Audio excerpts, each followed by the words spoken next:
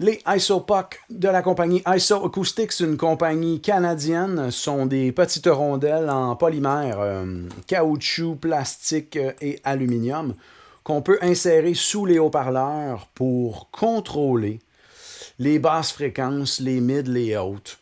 Supposément, ça donne un petit peu plus de clarté. Quand on tient la rondelle, un petit peu plus de définition à certaines fréquences. Quand on tient la rondelle, on voit que c'est comme un ballon, c'est comme une genre de suspension, absorption pour certaines fréquences.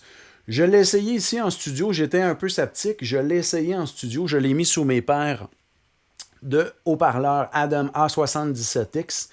Puis dès que j'ai commencé à mixer, j'ai réalisé tout de suite qu'il y avait une grosse différence dans le 200 Hz et moins. Extrait du document PDF qu'on peut trouver sur isoacoustics.com, leur technologie expliquée. Les tests audio ont été effectués au National Research Council of Canada. Ce qu'on en dit, c'est que les basses sont plus précises, plus tight. On peut parler aussi de la profondeur et de la troisième dimension de l'image. Comme on peut voir sur le graphique, autour de, je dirais, 250 là, et un petit peu plus bas, 220, et ça descend, surtout jusqu'à du 40 ou du 50, la déformation qu'on a, dépendamment de la structure sur laquelle nos haut-parleurs reposent.